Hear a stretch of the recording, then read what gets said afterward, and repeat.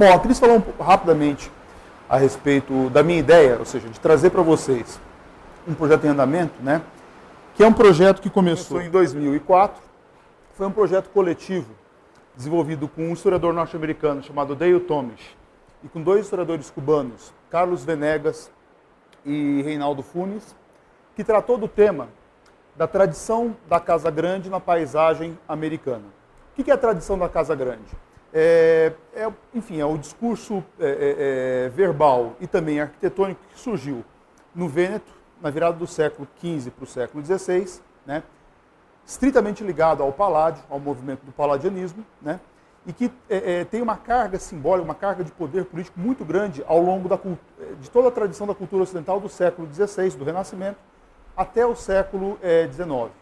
Grosso modo, se chama tradição da Casa Grande, ou seja, a tradição da vilejadura, de casa, de campo, como uma expressão de poder de um determinado grupo social, de uma determinada classe social, em um determinado contexto econômico, social e político. Ora, essa tradição da Casa Grande ela teve múltiplas leituras na tradição ocidental do século XVI até o século XIX, e a gente pode dizer até bem entrado o século XX, com um movimento, suburbano, norte-americano, assim por diante. O que nos interessou nesse projeto foi compreender como é que essa tradição da Casa Grande, como é que a tradição do palladianismo foi lida na paisagem nos países americanos ao longo do século XIX. Em 3 países em especial, Brasil, Cuba e Estados Unidos. E em 3 regiões específicas desses 3 países. No caso norte-americano, o Vale do Rio Mississippi, tá certo? Da cidade de Natchez até Nova Orleans. No caso de Cuba, a região ocidental de Cuba, de Havana até mais ou menos Cienfuegos e Remédios, no meio da ilha. E no caso do Brasil, a região do Vale do Rio Paraíba, que compreende, enfim, esse eixo entre São Paulo e Rio de Janeiro. Enfim, o Vale do Rio está mais para o sul, né?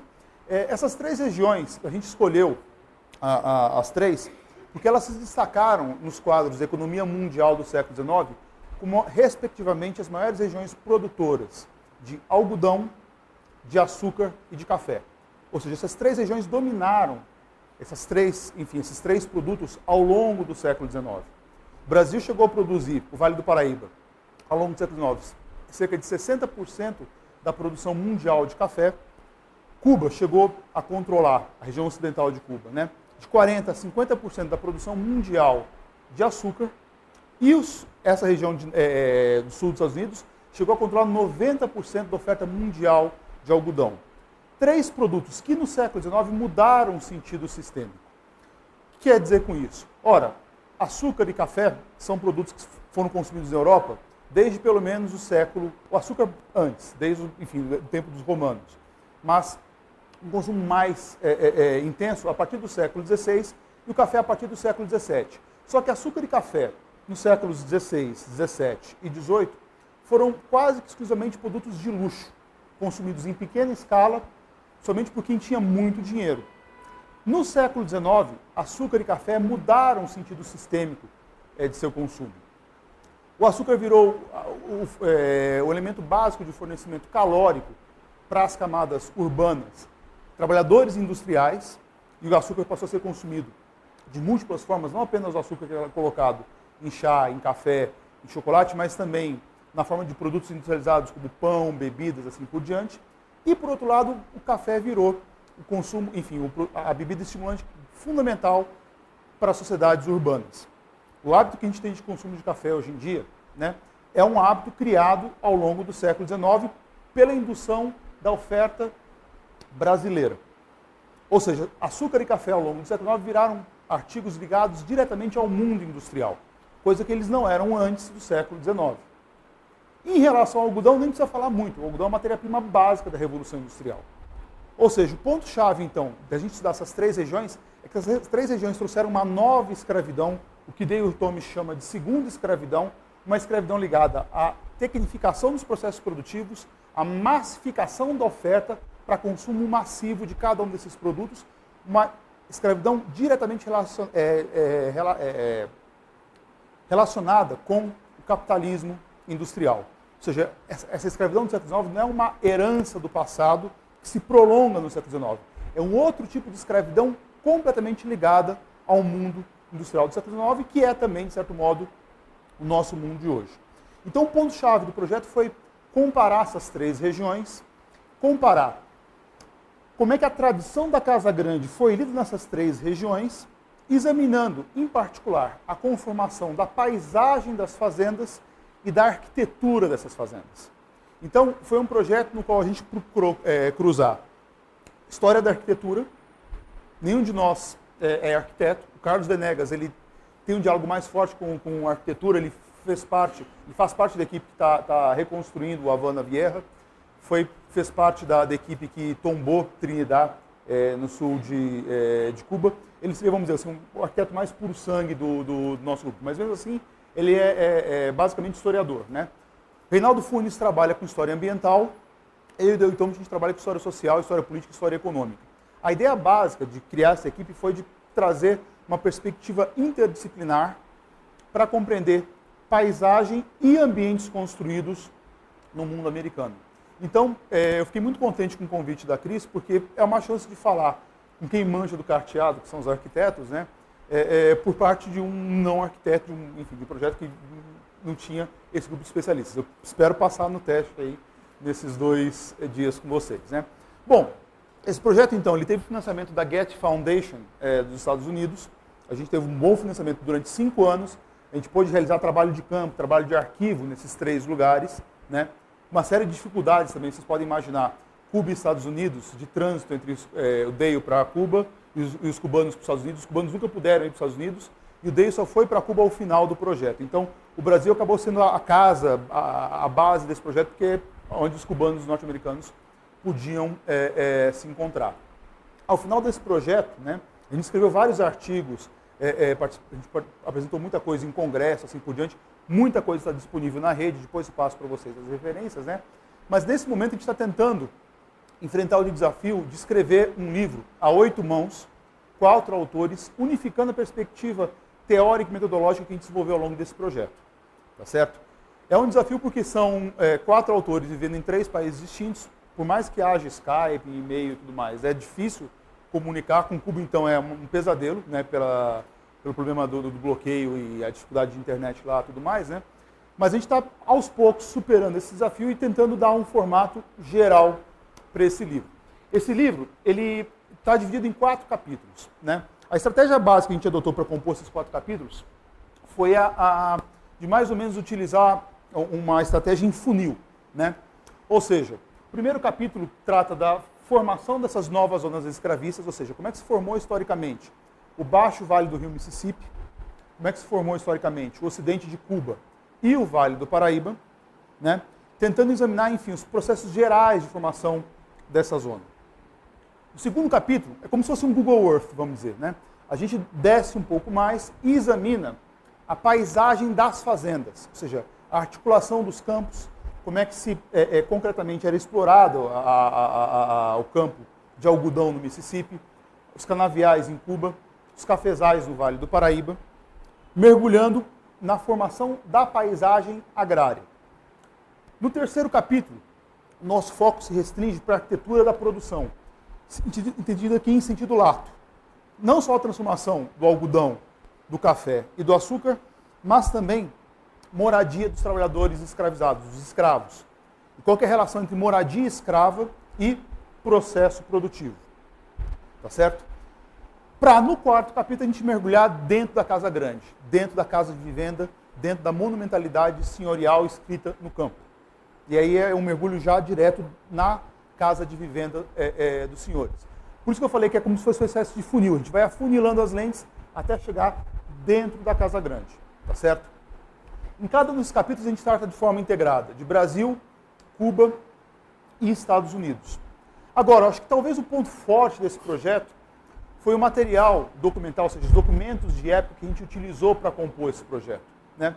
A gente recorreu, isso foi um princípio básico da investigação, ao longo desses 5 anos, a uma quantidade muito grande de documentação visual do século XIX. Ou seja, fotografias, mapas, pinturas a óleo, tá certo? Pinturas murais, ou seja, documentação visual produzida no século XIX e que perdurou até o século XX. Além, é claro, dos próprios exemplares arquitetônicos remanescentes. Tudo bem? Então, é um trabalho que a gente tentou desenvolver muito a leitura de fontes visuais como o eixo estruturador da investigação, né? E isso, no fim das contas, é aí que está a dificuldade da composição do livro, porque o livro vai ser, no fim das contas, um imenso comentário sobre cerca de 300 imagens. Então, a gente está organizando uma outline visual, né? O comentário de uma imagem puxa o comentário da outra imagem, e aí a gente tenta narrar a história que a gente pretende trazer para o leitor, né? A gente mescla, a gente está elaborando alguns mapas de feitura própria, mapas feitos com base na nossa pesquisa de campo, né? Vocês vão ver que na exposição tem muito Google Earth aqui também, mas, enfim, de um jeito não tão bacana como os arquitetos sabem fazer, né? Gostaria de uma ajuda de vocês para caprichar nesse desenho. Mas, enfim, o que eu vou trazer para vocês aqui, pessoal, né, no dia de hoje e amanhã, é uma apresentação do material correspondente ao Mississippi, seguindo essa divisão de 4 capítulos. Então, a aula está dividida em 4 partes. Eu não sei até onde eu vou conseguir chegar no encontro de hoje, mas certamente com o encontro de amanhã eu consigo terminar essa exposição, tudo bem? E pretendo, enfim, trazer para vocês o que a gente encontrou, né, e como é que a gente está organizando esse livro a partir do Mississippi. Ou seja, vai ser uma aula, essas 2 aulas, né, nas quais eu vou me concentrar numa região específica dos Estados Unidos, que não é o conjunto dos Estados Unidos, mas que é muito significativo, que tem uma relevância histórica gigantesca, como vou tentar demonstrar para vocês agora, né? Eu coloquei, depois eu vou deixar esse PowerPoint com vocês, tá, gente? Então, isso fica à disposição aí, tá um pouco pesado, acho que, enfim, vocês fazem algum esquema de compartilhamento, não tem problema nenhum. Coloquei algumas referências bibliográficas, infelizmente, a maioria delas em inglês, né? Mas que são coisas que vocês conseguem encontrar na rede, nesses sites russos aí enfim, de livros e tudo mais, dá para conseguir todos esses livros aqui, né? Em linhas muito gerais, vou fazer um rápido comentário, né? Esse livro do Bentham, do Reinhard Bentham e do Michael Müller, é um livro do começo dos anos 70, que é a melhor introdução sobre o que é a cultura da vila, o que é a cultura da vilagiatura, o que é a cultura do paladianismo, né? Dentro da perspectiva da teoria crítica, né? É um livro espetacular. Se eu não me engano, tem na FAO, é fácil copiar essa tradução para o espanhol, né? Em relação aos livros que lidam diretamente com essa região dos Estados Unidos, né, eu sugiro vivamente esse livro do Gene Dattel, Cotton and Race and the Making of America. É um livro espetacular, que é uma história do algodão e da importância crucial do algodão na formação histórica norte-americana. Esse livro do Walter Johnson, River of Dark Dreams, Slavery and Empire in the Cotton Kingdom, é um livro que saiu ano passado, é um primor, né? É um livro que está sendo muito elogiado no meio acadêmico relativo à história do século XIX, e é uma ótima descrição sobre o papel crucial dessa região na formação norte-americana, na formação do capitalismo global no século XIX. Da mesma forma, tem um outro livro do Anthony Kay, Joining Places. Esses 2 livros eu tenho em PDF, eu posso também compartilhar com vocês para quem tiver interesse, tá? Trata da perspectiva escrava desses espaços que eu vou discutir com vocês. Coloquei o livro, meu livro, né, de 2004, no qual eu comparo o Brasil, Cuba e Estados Unidos, na terceira parte do livro, então também pode ser uma introdução mais ampla para quem tiver interesse nisso daí. Tem um artigo meu que está disponível online, no qual eu comparo algumas fazendas de algodão, alguns engenhos de açúcar e fazendas de café.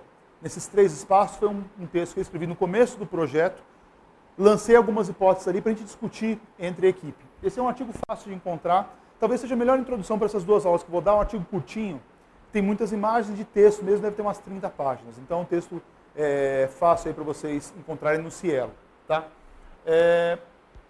Há um estudo exemplar sobre ambiente urbano, escravidão e casas urbanas, casas senhoriais urbanas, que é da Mary McInnes. Não é sobre essa região que a gente estudou, mas é sobre Charleston, que é muito bom em relação ao método que a gente adotou. E, por fim, a justificativa teórica de unificação desses 3 espaços é dado por esse livro do Dale Tomisch, que saiu pela EDUSP, né, em 2011, que explica a categoria de segunda escravidão. Eu não vou falar muito sobre isso, pessoal. Enfim, como a maioria de vocês são arquitetos, acho que todos, né? Mas fica como referências aí para vocês, se alguém tiver interesse em mergulhar mais nesses temas, poder correr atrás. Uma outra coisa, eu vou seguir aqui um esquema que tem cerca de 30 páginas para as duas aulas de hoje e de amanhã. Eu mandei por e-mail para a Cris às 6 horas da tarde, tá certo? Então não deu tempo, mas está disponível para vocês para acompanhar a aula de amanhã, eventualmente pode ser útil. Então, enfim, Bruno, Ana, se vocês têm a listagem dos alunos, né? Pode mandar esse arquivo em PDF para eles, para vocês poderem acompanhar, tá? Deixa eu explicar para vocês rapidamente qual que é essa região de estudo que a gente vai trabalhar hoje e amanhã, né? Quando começou a crise que levaria à fundação dos Estados Unidos, ou seja, a crise imperial que levou as 13 colônias da América do Norte a se separarem do Império Britânico e se constituírem como Estados Unidos da América, esse era o território britânico na América, nas Américas. Ou seja, várias ilhas caribenhas, das quais a principal era a Jamaica, eu prefiro mostrar assim, a Jamaica, né? Alguns entrepostos em Belize e na Costa dos Mosquitos. Esse era o coração do Império Britânico, por incrível que pareça, pessoal. Isso aqui que dava mais dinheiro para a Inglaterra no século XVIII. A América do Norte era a retaguarda agrícola para a região caribenha. A América do Norte em sentido amplo, porque ia da Flórida até todo o Canadá, tá certo? Ora, as 13 colônias, portanto, quando saíram do Império, elas tinham um território, que é esse território da linha de proclamação de 1763, que a Inglaterra queria coibir as colônias de avançarem para o interior da América do Norte, tá? E essa foi a base inicial de contestação do imperialismo britânico nas Américas. É daí que começa a formação norte-americana. Vejam, toda a Louisiana, Vale do Rio Mississippi, está dividido entre França e Inglaterra. Tudo bem? Quando os Estados Unidos obteve a independência e foi reconhecido como tal em 1783, ou seja, como pelo Tratado de Paris, a Inglaterra reconheceu que os Estados Unidos era de fato um país independente, o território norte-americano compreendia as 13 colônias da Geórgia até o Maine, tá certo? Alguns territórios novos, como Kentucky, Tennessee, Illinois, Indiana, onde está Chicago, tá? Uma vasta área ao sul que não pertencia aos Estados Unidos e tampouco à Inglaterra, que era a Flórida. Uma região ampla pertencente à Espanha, tá certo? A região do território da Louisiana, e um território contestado entre todas essas potências, que é esse território aqui. É nesse território que posteriormente vão se formar os estados do Alabama, do Mississippi, tá certo? E a região de estudo nossa, que é essa região em torno de Natchez. Mas é importante registrar isso. No final do século XVIII, essa região ainda não pertencia à América do Norte. Coisa mudou de figura, e eu vou explicar por quê ao longo dessa aula, na virada do século XVIII para o século XIX.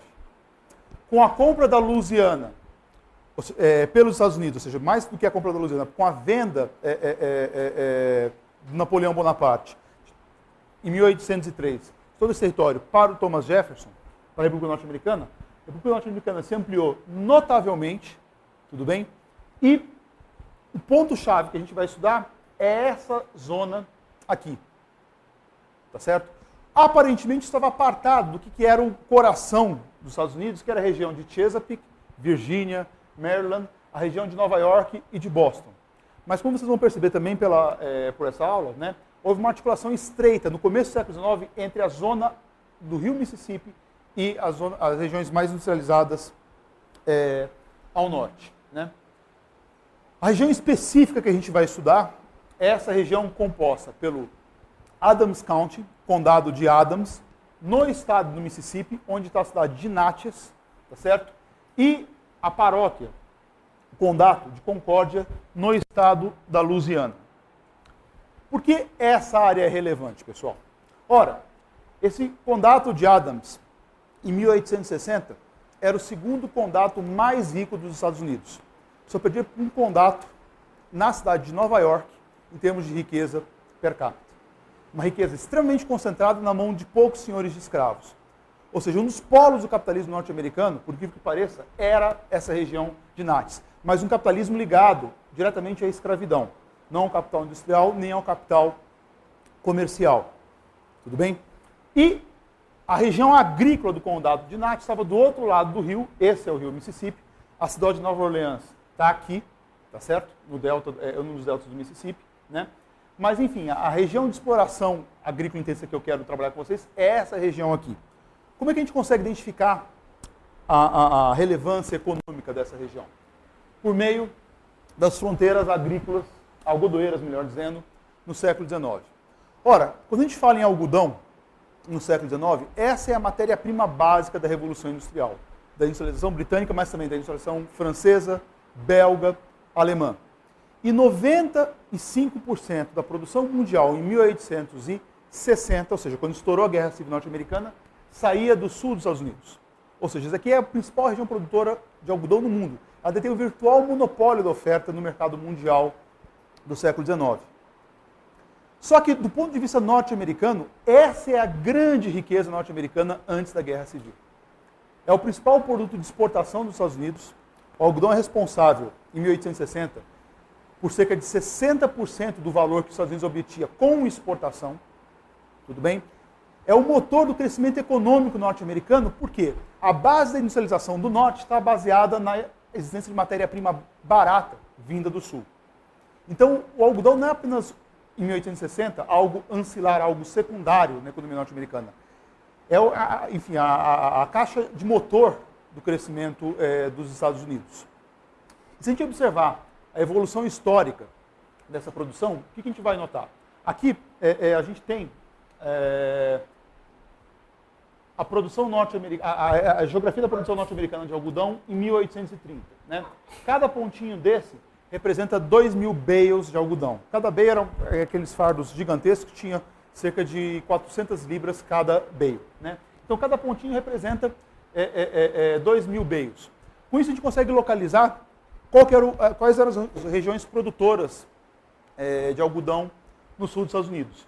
Vejam, há uma concentração considerável nas chamadas terras altas da Carolina do Sul e da Geórgia, que é esse cinturão aqui. Há uma concentração que está se formando no interior do Alabama, no sul do Kentucky, mas a grande região é essa região aqui ao longo do Mississippi, na fronteira dos estados do Mississippi com o estado da Louisiana.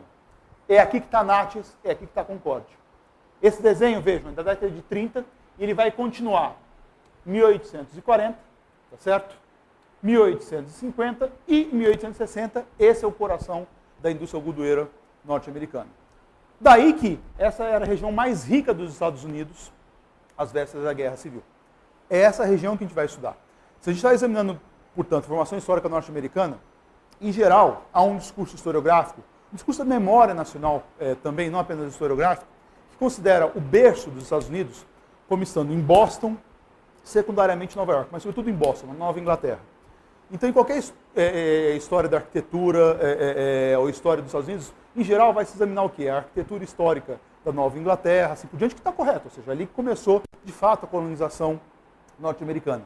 Mas se a gente quer pegar, enfim, a produção arquitetônica e a exploração espacial de uma região que era crucial para a economia norte-americana do século XIX, essa região está aqui. Ou seja, há uma relevância histórica, portanto, para a gente escolher esse recorte. Alguns anos antes da publicação do mapa do Persac, em 1854, o estado do Mississippi encomendou a um grande geólogo norte-americano, natural do estado, chamado Benjamin Wales, né, um relatório sobre as riquezas minerais e as riquezas agrícolas do estado do Mississippi.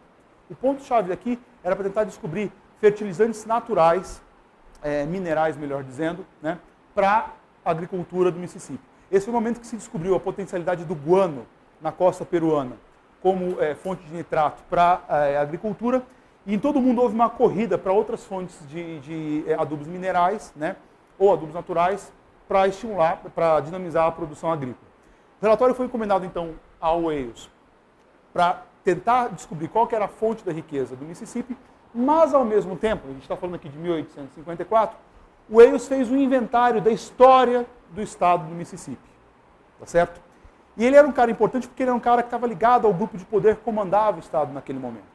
Então, o que esse livro traz, né, é uma história detalhada de todo o processo de transformação agrária, de transformação econômica do estado, de 1760, ou seja, ainda durante o período inglês, até 1854.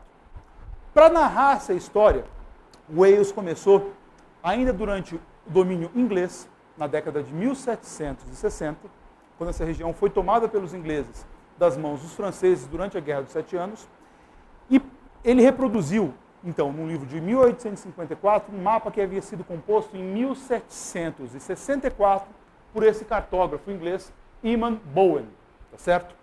Ora, é um mapa que, de acordo com Wales, escrevendo em 1854, era um mapa impreciso. Havia uma série de falhas da representação cartográfica, de precisão de referentes geográficos, mas havia uma informação crucial aqui a ser representada. O que mais chama a atenção do observador desse mapa em 1854, sobre o que era o Mississippi em 1763, é o domínio indígena sobre o interior do território. Domínio dos Choctaws, dos Creek, tá certo? Como uma região inóspita ao homem branco. Uma região, portanto, inteiramente controlada por tribos indígenas. O único ponto de ocupação branca era o forte de Rosalie, que fica aqui, tá certo? Um forte no qual os franceses entraram em acordo com os índios locais. Esses índios se chamavam índios Natchez.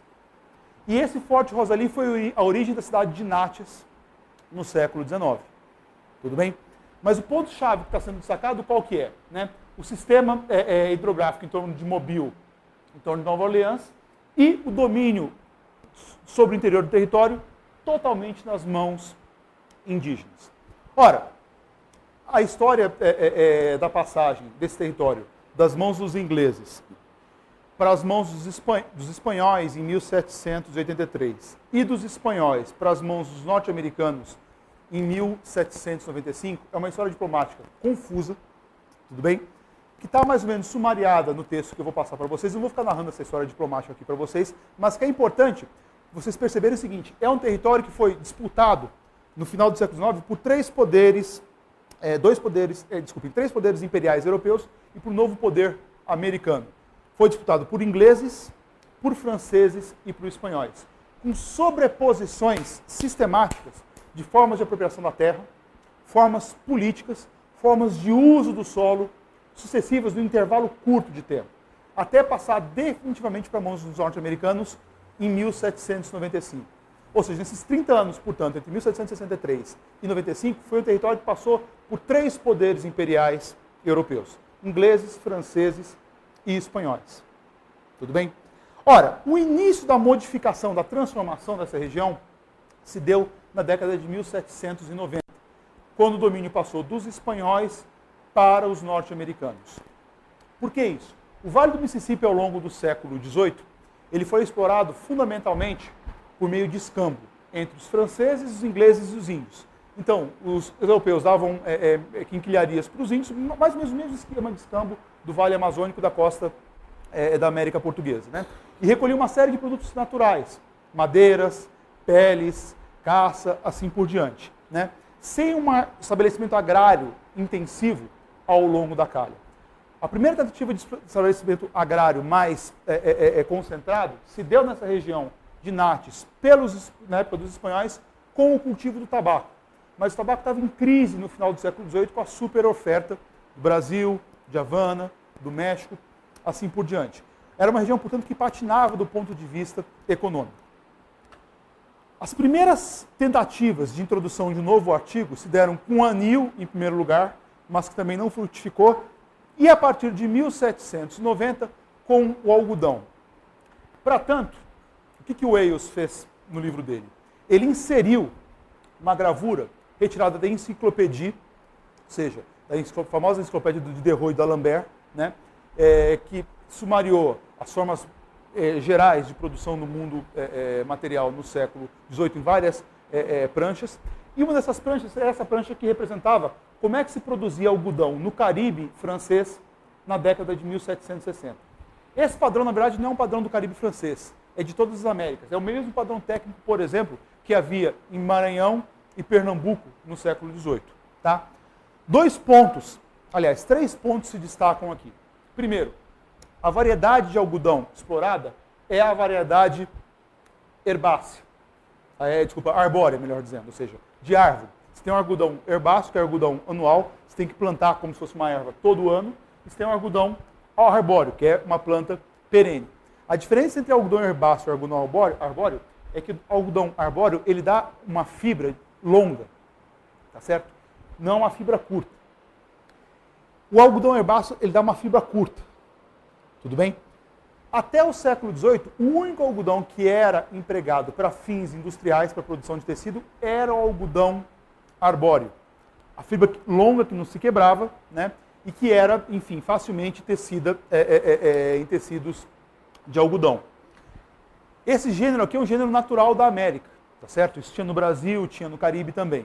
Então, o primeiro ponto do padrão técnico anterior à Revolução Norte-Americana é esse padrão do algodão de fibra longa. Um outro padrão técnico importante é a forma de retirar o caroço dos fios de algodão, que era um mecanismo que veio da Índia, chamada churca, tá certo? Operada manualmente por 1 ou 2 trabalhadores, no caso, trabalhadores escravos, que desfiavam esses fios, né? A média de mais ou menos 5 libras por dia. Então era um processo extremamente demoroso, custoso, até você conseguir desfiar o caroço do algodão das suas fibras longas. E depois o ensacamento era feito com base em trabalho escravo também, nessa ponta aqui, como vocês podem ver, com socamento, com os pés dos fardos de algodão. Ora, com base nesse padrão técnico, o Brasil era um grande produtor de algodão na década de 1790. O algodão de Pernambuco e Maranhão era altamente valorizado no mercado britânico. Foi com base nessa técnica, por exemplo, que toda a cidade de São Luís foi construída ao longo do século XIX. Ou seja, o patrimônio arquitetônico de São Luís, a base material dele é essa forma de produção material da economia algodoeira. Só que o Wales colocou essa representação não para mostrar o que era a produção norte-americana em 1854, o que foi a transformação de Natchez, mas ele colocou isso para mostrar o que foi o passado algodoeiro, justamente para ressaltar qual foi a quebra tecnológica que deu origem à Revolução Algodoeira norte-americana. E essa quebra tecnológica foi esse mecanismo aqui, tá? O chamado sol gin, ou gin dentado, né? Na parte superior, ele colocou 2 modalidades da churca, para contrastar com essa inovação, o gin do Eli Whitney, inventado em 1793. Há uma disputa muito grande em relação a se foi realmente o Eli Whitney, um cara que tinha estudado em Yale, que foi para a Geórgia, se foi ele ou não o inventor desse tipo de descaroçador automático de algodão. Mas, de todo modo, a gente pode dizer, enfim, que o que ele patenteou como sendo seu é que trouxe a revolução tecnológica profunda que permitiu o deslanche algodoeiro norte-americano. Ora, o princípio básico desse mecanismo era um princípio simples, que eram 2 rodas dentadas que giravam em sentido contrário, que se engastalhavam não no algodão de fibra longa, mas no algodão de fibra curta, que descaroçavam facilmente o algodão de fibra curta. Foi um mecanismo inventado não para o algodão de alta qualidade arbóreo, mas para o algodão de baixa qualidade herbáceo. Tá certo? Esse mecanismo, surgiram várias patentes, uma disputa industrial muito forte nos anos 90, mas é um consenso entre os historiadores norte-americanos dizer o seguinte: em 1790, a escravidão nos Estados Unidos era uma instituição moribunda.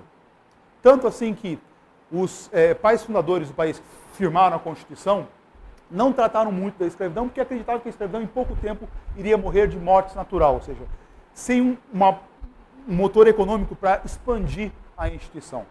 Tá certo? A economia do sul dos Estados Unidos, em 1780, era uma economia do tabaco, mas o tabaco estava em crise, como eu falei para vocês agora há pouco, do arroz da Carolina do Sul, do índico da Carolina do Sul. Ou seja, havia muitos escravos nesses estados, mas não havia o que produzir pela crise econômica desses artigos que vinham da colônia. A invenção desse mecanismo alterou por completo as perspectivas de expansão algodoeira norte-americana. O que eu estou querendo dizer para vocês é o seguinte, pessoal. Até 1790, os Estados Unidos não produzia nada de algodão. O maior produtor mundial de algodão estava fora dos Estados Unidos. Era o Caribe britânico, era Pernambuco, Maranhão e Índia. Essa mudança profunda aconteceu depois dessa invenção tecnológica. Por isso que o Wales colocou no livro dele esse mecanismo. Agora, ao ser inventada essa nova forma de descaroçar, né, havia um problema em relação ao algodão herbáceo. Por quê? Era um algodão que produzia muito pouco, era difícil para os escravos colherem, tá certo? Era uma planta que ainda não estava completamente domesticada. Aqui veio uma segunda grande inovação tecnológica norte-americana que o Wales colocou no seu livro, que foi a invenção por meio de botânica, tá certo? De uma nova variedade algodoeira chamado Mexican Cotton, ou seja, algodão mexicano, e depois se desdobrou num algodão chamado Petit-Gulf Cotton, tá? Por meio de enxerto, ou seja, por meio de pesquisa científica sistemática, né, a turma de Natchez, do sul do Vale do Rio Mississippi, conseguiu inventar, na década de 1790, na década de 1800, uma nova variedade de algodão que era muito mais produtivo, algodão herbáceo, portanto, né, mais fácil de colher, né, e que permitia utilizar ao máximo o soldinho. Ou seja, a Revolução Algodoeira Norte-Americana, portanto, ela não dependeu apenas de inovação tecnológica no beneficiamento do produto, mas dependeu também de inovação botânica, na criação de uma nova planta. E a planta em questão era essa daqui. É um outro tipo de algodão que é o algodão dominante hoje no mundo. O algodão anual que você tem que plantar todo o ciclo agrícola, tá certo? E que é aquele algodão baixinho, pequenininho, né? Essa foi uma invenção também tecnológica, botânica, da região de Natchez e da Carolina do Sul. Vocês estão me acompanhando, pessoal? Se tiver qualquer dúvida, vocês me interrompam, tá? Para poder esclarecer, né? Bom, ao fazer isso, portanto, o que o Wales estava dizendo? A transformação do sul dos Estados Unidos dependeu, da região de Natchez, dependeu de duas inovações casadas. Uma inovação tecnológica no beneficiamento, uma inovação botânica no campo agrícola. E foi isso que levou ao deslanche fenomenal da região de Natchez, já a partir de 1800. Eu vou voltar um pouquinho no PowerPoint para essa imagem aqui, para vocês terem uma ideia seguinte. Logo no começo, a gente está na década de 1830, esse é um dos principais polos de produção algodoeira, justamente por conta dessas inovações que foram aplicadas primeiro em Natchez e depois na Carolina do Sul. Ou seja, aqui, por esse mapa, a gente pode pensar o seguinte: o algodão ele teria vindo do norte em direção ao sul, mas ele não traduz movimento espacial concreto. Esse movimento espacial foi do sul em direção ao norte. Foi de Natchez em direção à Carolina do Sul. E é disso que o livro do Wales trata. Ora, a região que a gente vai estudar, tá certo? É essa região do condado de Adams, que, como eu falei para vocês, teve uma sobreposição de poderes coloniais. Começou com a exploração. Aqui está a cidade de Natchez, tá certo? Começou, então, como um forte francês chamado Forte Rosalie, que foi um acordo que os franceses fizeram com os índios Natchez para estabelecer ali uma fortificação, né? Os índios Natchez foram expulsos da região em 1720 pelos próprios franceses, né? Quando os ingleses tomaram a zona, na década de 60, eles criaram ali um outro forte, que foi o forte chamado, rebatizado como Forte Natchez, né? E a exploração intensiva da região só aconteceu com os espanhóis na década de 1780 e 1790. Só que nesse momento, nos anos 80 e 90, houve uma penetração muito grande de gente vinda do norte dos Estados Unidos, de imigrantes norte-americanos, que passaram a demandar dos espanhóis a exploração agrária da região. Ou seja, era uma região que pertencia aos espanhóis, mas que teve penetração de migrantes, de colonos norte-americanos. Se a gente está lidando, então, com ingleses, espanhóis e norte-americanos, a gente está lidando com três formas distintas de ocupação agrária, de repartição da terra ao longo do tempo. Tá? Os ingleses e espanhóis concediam a terra para quem demandasse. Os norte-americanos, quando adquiriram a região, criaram um sistema da chamada Land Ordinance de 1795, né, para dividir, para vender publicamente essas terras. Ora, O que a gente observa na paisagem agrária de Adams County, esse mapa é um mapa de 1891, mas que traduz o que foi a ocupação agrária desde o começo, desde o final do século XVIII. São múltiplas formas de ocupação do solo. A gente tem aqui, em linhas muito gerais, as fronteiras das fazendas de algodão do condado de Natchez, formadas desde 1780. O que a gente pode ver é que isso aqui é como se fosse uma coxa de retalhos, pessoal. A gente não consegue observar um padrão claro de distribuição da terra, tá certo? De ocupação do solo, a partir de um critério uniforme de distribuição espacial. Por quê? Porque a gente tem aqui uma sobreposição de vários poderes imperiais ao longo do século XVIII. Tá? Esse mapa é importante porque, ao longo da aula de hoje e da aula de amanhã, a gente vai examinar cuidadosamente algumas fazendas algodoeiras.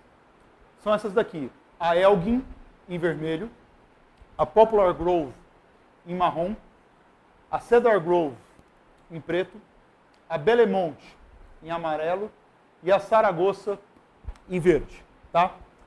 Se vocês notarem essa representação, vejam, não há um padrão para essas 5 fazendas. São fazendas que estão na mesma região, são todas elas fazendas algodoeiras, mas não há nada uniforme entre elas. Por que isso? Justamente por esse caos da ocupação agrária sobreposta de ingleses, espanhóis e norte-americanos. Tá? Um mercado fundiário muito intenso, de várias transações de terra ao longo do tempo. Tudo bem, turma? Ora, eu vou tentar acompanhar com vocês agora, rapidamente, né? Uma fazenda específica, como é que ela se formou, né? Que é essa fazenda aqui, a Elgin. Tá? Aqui a gente tem o mapa de concessão original dos espanhóis, do Carlos White. Então vejam, pelo nome, é um nome que está espanholizado, tá certo? Mas é um nome norte-americano. Portanto, de um colono norte-americano que foi para o Mississippi, né? Quando ainda era território espanhol. Mississippi, essa região só passou para os Estados Unidos em 1795, e que requereu do governador militar espanhol do Mississippi a concessão de um lote de terras. Foi ali do lado esquerdo, vocês podem ver, superior, né? A concessão original, descrevendo a medição, a cartografia, né? Os acidentes geográficos e assim por diante. E aqui a gente tem um mapa dessa concessão. É interessante notar o que está escrito aqui. Dom Carlos White, tá certo? Com 400 arpenses. Isso dá mais ou menos, essa concessão teria por volta de 400 acres, né? Mas vejam que ao sul tem o Stephen Minor, que era Stephen Minor, outro migrante norte-americano que veio da Pensilvânia, e que também obteve concessões dos espanhóis, e em cima Adam Bingham. Bingham, né? Então, a gente consegue ver aqui essa prática espanhola de dar terra para os norte-americanos. Contrastando esse mapa, o formato dele, né, com o que a gente vê aqui, vejam que dá para mais ou menos notar a configuração original na parte norte da propriedade. O que a gente depreende, portanto, é que essa parte sul foi posteriormente unificada em uma única grande propriedade com 1000 acres. Tá certo? Quem o fez? Quem juntou as duas propriedades? Foi um proprietário chamado Stephen Duncan, né? Não, Stephen Duncan não, William Dunbar, depois esses nomes vocês vão ter no esquema de vocês. Um grande proprietário também dessa região, inovador agrícola, cara que inventou jeans, cotton jeans, né? Na região de Natchez, também foi um dos que domesticaram a planta mexicana, ou seja, uma figura importante de ocupação da região, e que posteriormente comprou as terras ao sul, criando uma única grande propriedade. Essa propriedade, posteriormente, foi passada para a filha dele, nos anos 30, que rebatizou a propriedade como Elgin Plantation. Tá certo? Ora, nessa trajetória, portanto, a gente consegue ver a transformação das formas de ocupação agrária dessa região. Agora, o que nos interessa nesse momento é compreender a morfologia do solo, a característica do solo concreto da região de Adams County. Tudo bem? Geograficamente vocês estão localizados, pessoal? Aqui está o rio Mississippi, e a gente está lidando, portanto, com aquela parte leste da unidade que a gente vai examinar, que é Adams County em Concord. A gente está examinando, por enquanto, essa parte aqui, a parte leste, no estado do Mississippi. Essa é uma foto tirada no inverno de 2007, no terreno, ou seja, na região onde está a plantation de algae, né? E aqui há dois elementos que são facilmente observáveis em relação à composição do solo. Vocês conseguem notar isso ou não, pessoal? Descrever isso? Você refere à geomorfologia aí? Fiz a pergunta, não é retórica não, para tomar uma aguinha também. Né? Vejam bem, o primeiro ponto que se destaca é essa ondulação do terreno. Tá certo?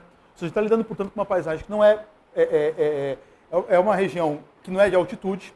Tá? A gente está lidando aqui mais ou menos com altitude acima do nível do mar, entre 25 e 50 metros. Tá?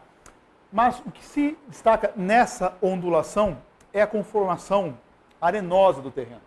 Aqui está a estrada de rodagem. Perceba que a estrada de rodagem ela está num casco afundado do terreno. Tudo bem? Ora, esse afundamento do casco do terreno revela o quê? Que é um solo muito sujeito à erosão. Então, pela simples observação dessa composição aqui, a gente consegue notar isso. Né? Essa região, toda a região do Mississippi, de Natchez, ela foi formada historicamente pelos ventos que batiam sobre as grandes pradarias do meio oeste norte-americano e que carregavam a areia, solo, pelo vento, para o outro lado do rio. Então é uma zona, portanto, de sedimentação multissecular, tá certo? De um solo arenoso. É um solo que é fértil, com o humus da mata. Aqui a gente tem um outro elemento que é importante. A mata se recompõe muito facilmente em zonas temperadas, como a região de Natchez, tá certo? Mas, e é essa recomposição que permite, historicamente, reativar o solo. Ou seja, é um solo que, para manter fertilidade, depende de pousio. Mas é um solo também muito sujeito à erosão. Né? Essa foto do campo de algae, a gente já vê então essa complementariedade entre mata e campos de plantio. Tá? Mas é interessante notar mais cuidadosamente a escala da erosão. Aqui a gente tem duas fotos, ainda dentro desses 1000 acres da propriedade. Né? Isso aqui é uma imensa ravine, uma imensa vossoroca, tá certo? Tirada, a foto está meio ruim, né? Mas tirada da beira da erosão. E aqui tem um desnível de mais ou menos 15 metros. Tá? Feito pelo quê, pessoal? Pela ação da água. A abertura dessa erosão a gente consegue observar na beira desse caminho aqui. Esse é um ponto interessante de Natchez também. Esse é um bairro suburbano de Natchez, cheio daquelas casas suburbanas típicas dos Estados Unidos. Ou seja, a antiga região de Plantation se suburbanizou ao longo do século XX. Mas o ponto-chave a destacar é essa erosão. Ora, como eu falei para vocês, a região de Natchez começou a ser explorada intensivamente desde 1790, com uma conformação agrária que rapidamente se estabeleceu no começo do século XIX e que foi um dos corações da produção algodoeira no começo do século XIX. Mas foi uma zona que se depauperou rapidamente por conta de condições ambientais, por conta de erosão. Tudo bem? Qual que foi a solução encontrada por esses grandes fazendeiros da região de Natchez? Eles poderiam se expandir tanto em direção ao interior do estado do Mississippi, Alabama, ou poderiam simplesmente cruzar o rio para o outro lado, para a região de Concórdia, para a paróquia de Concórdia, para o condado de Concórdia, tá certo? Esse mapa, pessoal, é um detalhe aqui de um imenso mapa do Latourette, intitulado Latourette Reference Map of the State of Louisiana, baseado nos levantamentos originais do townships, das doações espanholas, né, e das doações, das vendas públicas norte-americanas feitas desde o começo do século XIX. Eu vou discutir muito esse mapa com vocês daqui a pouquinho. Mas o que nos interessa compreender agora, né, é qual que é a característica da região de Concórdia? Ora, observando aqui esse mapa, pessoal, a cidade de Natchez está... Onde ela está? Ela está... Calma aí. Aqui está a Vidália, está bem aqui a cidade de Natchez, tá certo? Depois a gente vai dar um zoom para ter uma visibilidade melhor. E aqui vocês conseguem ver registradas várias plantations algodoeiras ao longo do rio Mississippi. O ponto-chave que eu quero discutir com vocês é o seguinte: essa região foi incorporada aos Estados Unidos somente em 1803, quando Napoleão Bonaparte, derrotado pelos escravos do Haiti, tá certo? Se viu forçado a recompor seu caixa para a guerra na Europa e vendeu todo o território da Louisiana para os Estados Unidos em 1803. Ou seja, isso passou para os Estados Unidos, portanto, no rescaldo da Revolução Haitiana. Em 1805, William Dunbar, mesmo proprietário da Elgin Plantation, foi encarregado pelo Thomas Jefferson de fazer uma inspeção na região de Concórdia para verificar as potencialidades agrícolas daquela zona. Havia um povoamento incipiente, né? Para vocês terem uma ideia, enfim, da ocupação disso em 1810. Em 1810 havia cerca de 1.280 brancos, 35 negros livres e 1.500 escravos vivendo nesse condado. Ou seja, cerca de um escravo para cada homem branco, né? Em 1840, esses 1.500 escravos saltaram para 8.000 escravos, tá certo? E a população branca regrediu para apenas 800 brancos. Ou seja, essa é uma zona que rapidamente passou a ter uma demografia de 10 para 1, ou seja, 10 escravos para cada homem branco. Se transformou, em outros termos, na zona de fronteira agrícola do condado de Natchez.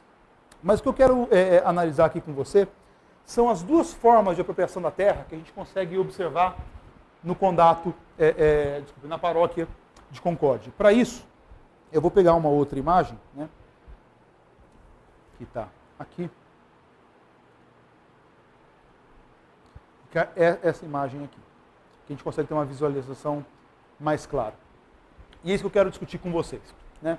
Ora, percebam que as fazendas ao longo do rio Mississippi, elas têm um formato longitudinal. Ou seja, algumas delas têm formato regular, mas a maior parte delas tem esse formato longitudinal, tá certo? Com uma face pequena em direção ao rio, se alongando para o interior. Talvez a gente consiga ver outras mais claras. Deixa eu ver se eu consigo. Sim, a gente consegue ver isso não apenas ao longo do rio Mississippi, mas também ao longo dos vários baius, dos vários lagos que se formam historicamente no Mississippi. Para quem gosta de Creedence Clearwater Revival, tem aquela música famosa, né? Born on a Bayou, que é justamente uma dessas formações lacustres do Vale do Mississippi. Ora, esse padrão de concessão da terra é um padrão que não é norte-americano, é um padrão francês, criado para a região de Nova Orleans no começo do século XVIII. E ele tem um princípio geográfico muito claro. Qual que é esse princípio? O grande ponto para conseguir entrar no interior ao longo do Vale do Mississippi é ter acesso ao rio, ter acesso à água. E esse acesso à água devia ser garantido a todos os colonos. Tá certo? Só que não dá para cultivar o solo nessa face aqui. Por quê? Se a gente fizer um corte do rio Mississippi, a gente vai perceber o seguinte. Aqui está a calha do rio, né? Há sempre o chamado live, que são os barrancos do rio Mississippi. Esse barranco pode ser tanto um barranco natural como um barranco construído com trabalho humano, né?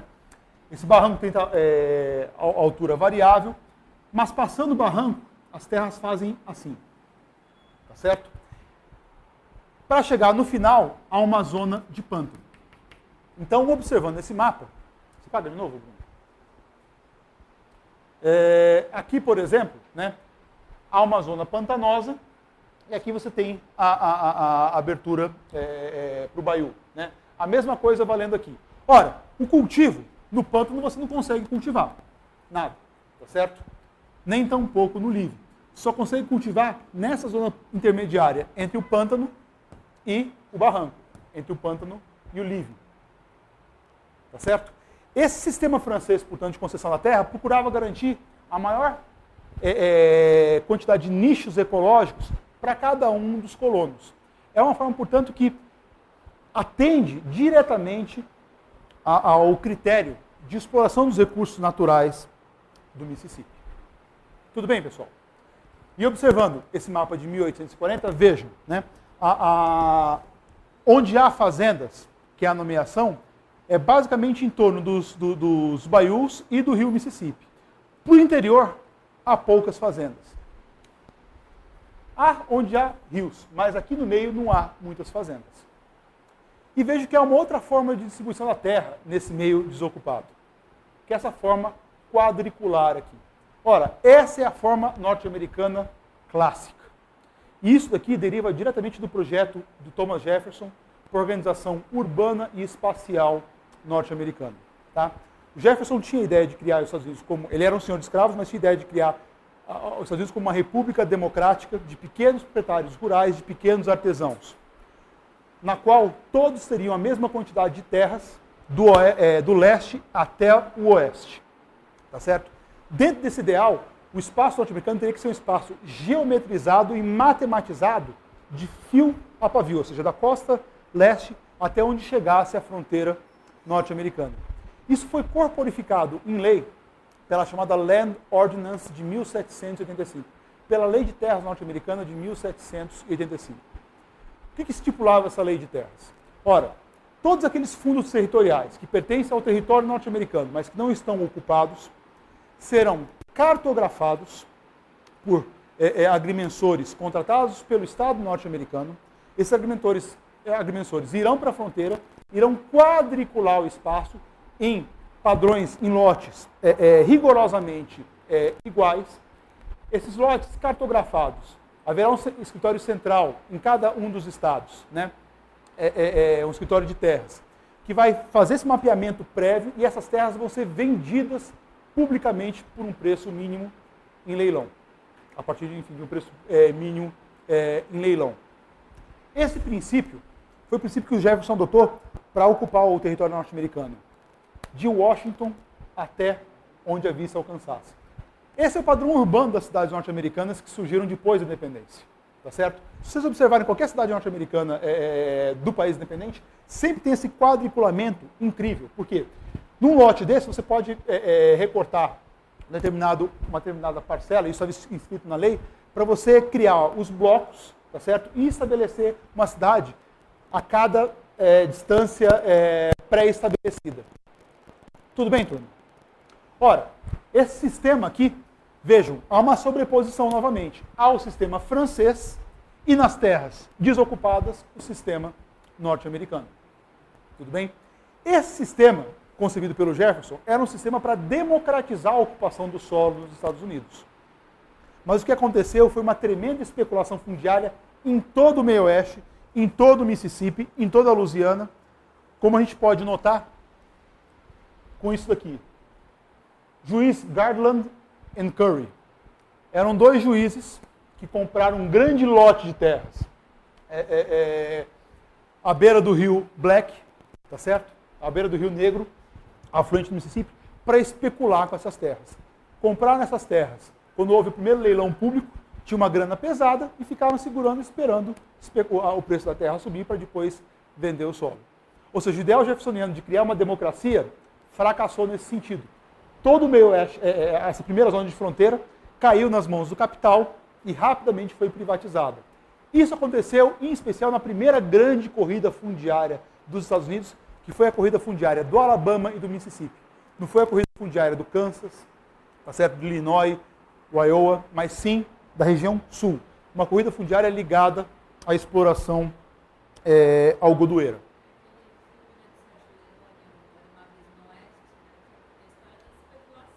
Exatamente, que é um tema clássico assim, da história norte-americana, né? Que vai se quebrar um pouco com a Lei de Terras de 1862, que substituiu a Land Ordinance de 1785, com Free Homestead, ou seja, com a ideia de terra livre, mas também muito submetida à especulação fundiária, sobretudo pelas ferrovias, que tinham direito de explorar as terras ao lado, né, Mas aqui a gente consegue ver, então, nesse microcosmo, o padrão básico de ocupação do solo norte-americano ao longo de todo o século XIX, e a gente pode dizer, bem entrado no século XX. Tudo bem, turma? Mas a gente não chegou ainda no ponto de relacionar essa ocupação dessas terras com o esgotamento ecológico, o esgotamento ambiental de Nápoles. E é isso que eu quero ver agora com vocês, né? Não, calma aí, aqui eu não vou ver não. Deixa eu botar PowerPoint. Então é isso que eu quero ver agora. Se a gente observar qual que é a topografia da paróquia de Concórdia, essa é a topografia, tá certo? Essa é uma foto que foi tirada em maio de 2008, e é uma topografia completamente diferente do condado de Adams. Ou seja, plano, tá certo? É um retão a perder de vista, né? E uma fertilidade incrível.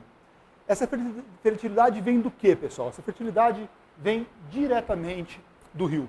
O rio Mississippi, como eu falei para vocês, ele modifica o seu curso de ano a ano, de década a década, por conta das enchentes que sempre acontecem na primavera. Todo esse sistema fluvial, ele é regido pelo inverno no hemisfério norte, pelo inverno no Canadá.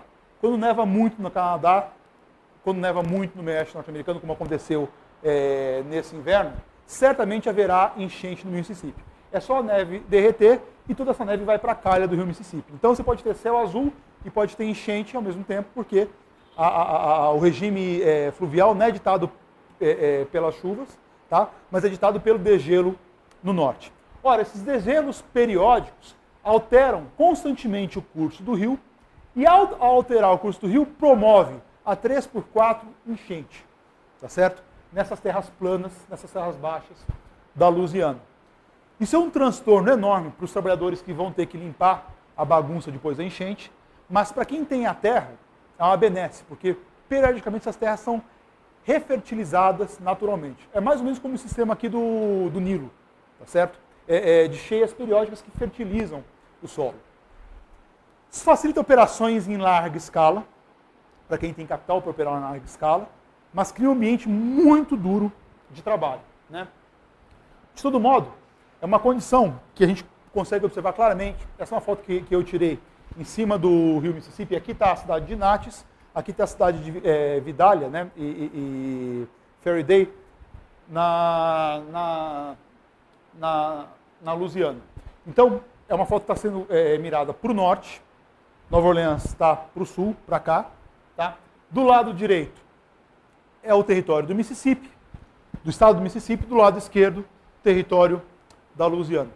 Essa fotografia expressa bem essas diferentes topografias e as diferentes condições ecológicas de exploração do território. Tá claro, pessoal? Né? Ou seja, então a gente está lidando, portanto, com duas paisagens bem distintas, né? E que produziram essa movimentação dos fazendeiros de Natchez para adquirirem terras em Concórdia. Até aqui alguma dúvida ou não? Ora, para ter uma ideia de conjunto do que foi esse mapa que eu acabei de analisar com vocês, vai ser um mapa que eu vou examinar constantemente ao longo do que nos resta hoje, né? E da aula que vem. Aqui, desculpe, antes de prosseguir, só uma localização no Google Earth, né? Da posição de Natchez, né? Aqui está a cidade de Natchez, do outro lado, Faraday, já no estado da Louisiana. Essa é a cidade do Jerry Lee Lewis, né? Aqui está a paróquia de Concórdia, é o Green Plantation que eu acabei de examinar com vocês, né? Só para vocês terem uma ideia. E ainda nos dias atuais, esse mapa também, essa visão do Google Earth, revela os padrões distintos de ocupação agrária. Isso é uma coisa que eu queria destacar com vocês. Se vocês observarem, a região do Mississippi é uma região suburbanizada, né? Com matas bastante consideráveis. Ou seja, uma região que não é uma região agrícola, de exploração agrícola intensiva, como foi no século XIX. Ao passo que a Louisiana, com esses solos ideais, até hoje é uma região de exploração agrícola hiper intensa, com soja e com algodão, tá? Mas uma agricultura mecanizado. Né? Bom, aquele mapa de Concórdia que eu examinei com vocês foi apenas esse pedacinho pequeno da paróquia de Concórdia. Mas ele faz parte de um mapa muito mais amplo, que é esse mapa da Louisiana, composto entre 1848 e 1853, com dimensões substantivas, né? E que a composição dele é incrível, porque ele foi lançado, a ideia de fazer esse mapa foi lançada pelo cartógrafo nos periódicos de Nova Orleans, dizendo o seguinte, eu vou produzir um mapa com base em toda a produção cartográfica existente nos escritórios de terra do estado da Louisiana, de acordo com a Land Ordinance de 1785, tá certo? E ao compô-lo, né, o que eu pretendo fazer? Quando houver espaço suficiente, eu pretendo colocar o nome do proprietário em cada uma da propriedade, desde que o proprietário me pague uma determinada quantia de dinheiro. Tá certo? Ora, se a gente voltar então para essa imagem, esses nomes que estão gravados aqui, estão gravados porque esses proprietários pagaram para o Tourette colocar o nome deles nos mapas. O que é incrível é que uma grande quantidade de proprietários aceitou a ideia e bancou a composição desse mapa monumental. No anúncio que o Tourette fez na imprensa de Nova Orleans para a composição dessa representação cartográfica, ele disse o seguinte: qual que é a ideia colocada por trás da grafia do nome? Rapidamente, cada um desses senhores vai poder se ver no estado da Louisiana e vai poder identificar seus amigos, seus companheiros, outras fazendas. Ora, o princípio básico que estava por trás, portanto, dessa ideia, desse projeto editorial, desse projeto cartográfico, era o de se valer da representação cartográfica para criar o que a gente pode chamar de identidade de classe. Ou seja, é um mapa que está sendo composto para representar a riqueza do Estado da Louisiana e, ao mesmo tempo, para sedimentar a identidade de classe dos senhores de escravos. Esse elemento importante, que vai ser um elemento perene em toda a história dos Estados Unidos, porque essa classe senhorial, ela controlava a República Norte-Americana desde o início. Então, se a gente observar os 5 primeiros presidentes norte-americanos, o George Washington, Thomas Jefferson, James Monroe, tá certo? Madison, aqui estamos nos 4 primeiros, né? Agora me fugiu quem que é o 5º, depois do Monroe. Você lembra ou não, Cris? Bom, enfim. Até 1824, aliás, na verdade, 28, todos os presidentes norte-americanos eram da Virgínia, eram proprietários de escravos. Tá certo? Ou seja, foi uma república inteirinha comandada por senhores de escravos. Na sua independência, comandante dos exércitos norte-americanos que fizeram a independência dos Estados Unidos era o Washington, que era o senhor de escravos da Virgínia. Quem escreveu a Declaração de Independência foi o Thomas Jefferson, outro senhor de escravos da Virgínia. E a Constituição norte-americana foi desenhada por senhores de escravos. Então, a gente pode dizer que houve um controle da escravidão sobre o início da República muito forte. Até a eleição do Lincoln, de todos os presidentes norte-americanos, apenas 2 não tiveram escravos. Mas esses 2 que não tiveram escravos, Van Buren e me esqueci quem foi o outro, né, estabeleceram compromissos muito claros com os senhores de escravos para não tocar na instituição. Ora, o primeiro presidente norte-americano a ser eleito com uma plataforma claramente anti-escravista, ou seja, eu vou assumir a presidência para barrar a expansão da escravidão, não para acabar com a escravidão, mas para barrar a expansão da escravidão em direção à Califórnia, em direção ao Novo México, em direção ao México, a Cuba, ao Brasil, porque havia esses projetos de conquista desses territórios, né, do Vale Amazônico, por exemplo. Então, o primeiro presidente que foi eleito com uma plataforma claramente anti-escravista foi o Lincoln. E foi por isso que o Sul decretou independência e foi por isso que aconteceu a Guerra Civil. Ora, para voltar para esse mapa, o contexto desse mapa é virado dos anos 40 para os anos 50. No momento que já há uma pressão abolicionista muito forte no norte dos Estados Unidos, os abolicionistas não conseguiram se articular em partido político, vão conseguir isso com o Partido Republicano, que é o mesmo Partido Republicano de hoje, mas no século XIX era um partido progressista, tá certo? Era um partido anti-escravista e tudo mais, partido das reformas, assim por diante, né? primeiro partido, então, que foi claramente anti-escravista, foi o Partido Republicano, né? Mas já havia articulações políticas para montar um fronte anti-escravista. Esse mapa, de certo modo, responde a essa pressão ao ajudar a criar a identidade de classe entre os senhores da Louisiana. Tudo bem, pessoal? A mesma coisa vale para o mapa anterior, que a gente examinou, a gente começou a trabalhar nessa parte, que é o mapa do Persac. Ora, vejam que esse mapa do Persac é uma reelaboração do mapa do Lato Reto. É o mesmo mapa, tudo bem? Enfim, são os mesmos proprietários, mas reelaborados em uma outra ordenação visual mais sofisticada, mas com o mesmo princípio de representação, que é de escrever os nomes dos senhores ao longo do rio. Tudo bem? Ora, se a gente observar então aqui, falei para vocês que há uma vinheta de Nova Orleans na parte inferior do mapa. Vamos olhar com cuidado o que essa vinheta nos diz. Aqui está a base, a aquarela, eu gosto sobre papel, melhor dizendo, que serviu de base para a composição da gravura em cobre. Tudo bem? Ora, é uma visão do Porto de Nova Orleans em 1858. O que mais chama a atenção de vocês nessa imagem, pessoal?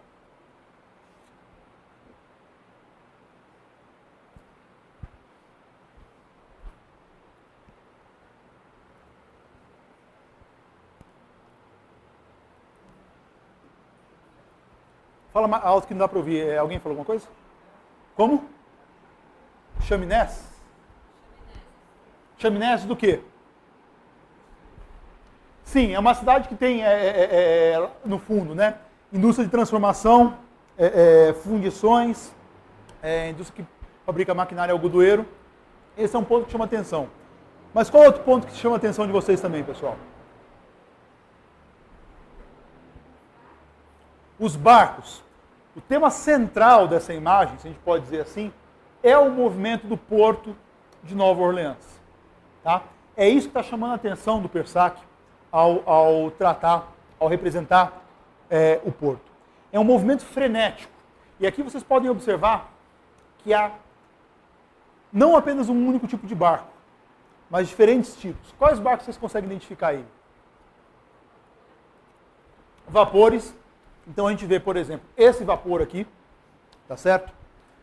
Só que esse vapor é um vapor ao mesmo tempo que é um barco à vela. Vocês estão vendo a composição das pás da energia a vapor com a vela? É barco para navegação oceânica. Tudo bem? Agora, um barco desse, ele é um barco que não é muito adequado para transporte de mercadoria. Por quê? Na tecnologia daquele momento, 1850, você tem que deixar um espaço muito grande para o movimento das pás, para alimentar a caldeira das pás, né? E, portanto, você não tem espaço para colocar mercadoria dentro do barco. Ou seja, esse barco é um barco de navegação oceânica, mas não é um barco de transporte de mercadoria.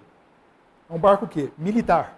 Está falando aqui de um encouraçado da Marinha norte-americana. Afora esse barco aqui, pessoal, veja esses barcos com grandes mastros que estão colocados aqui. Esses são os barcos de exportação de algodão, tá certo? Barcos à vela. Durante muito tempo, portanto, o transporte de algodão dependeu da navegação à vela e só vai entrar com energia a vapor depois dos desenvolvimentos tecnológicos da Guerra Civil Norte-Americana, na década de 1870. Mas a navegação oceânica, a exportação de algodão, é feito por esses barcos à vela. Ora, aqui tem um ponto chave para compreender a logística do porto de Nova Orleans, né? Aqui são colocados os fardos de algodão que vão entrar nos barcos à vela para zarparem para onde, turma? Para Liverpool e para Nova York. Ou seja, a outra ponta de Nova Orleans, mais do que a cidade de Nova York, mais do que a cidade de Boston, é a cidade de Liverpool. Há uma conexão direta entre Nova Orleans e Liverpool. Por quê? Liverpool é o porto do algodão de Manchester. Tá certo? Então, todo esse complexo da Revolução Industrial, da transformação de Manchester, está inscrita dentro da cidade de Nova Orleans. Aqui, do ponto de vista, esse é um problema que se tem, né? quando a gente analisa a história da arquitetura e história do urbanismo. A gente tende a isolar as unidades de observação em determinada cidade, em determinado espaço, dentro dos circuitos mercantis nos quais se inseria aquela cidade. A gente pode dizer, nesse sentido, que uma análise completa de Nova Orleans não pode ser feita apenas olhando para esse espaço aqui, mas esse espaço tem que ser diretamente integrado ao espaço de Liverpool e Manchester. Se Liverpool e Manchester estão do outro lado do oceano, pessoal, ao mesmo tempo, eles estão dentro da cidade por meio desses barcos à vela, conformando o espaço urbano, conformando, enfim, eixos de circulação, de atividades sociais, de atividades políticas, de atividades humanas, econômicas, assim por diante, e conformando, portanto, o próprio ambiente construído da cidade. Ora, o que Persac está dizendo, portanto, é que Liverpool está dentro de Nova Orleans por meio da conexão com o mercado mundial. Está claro ou não, pessoal? Isso é algo intencional do artista, porque ele podia escolher uma outra visão de Nova Orleans, né, na qual não houvesse esse referente da navegação oceânica. Mas se há um barco militar e esses barcos à vela, a navegação no rio não se resume a esses dois tipos de embarcação. Qual que é o terceiro tipo de embarcação que tem aqui, que dá para observar claramente?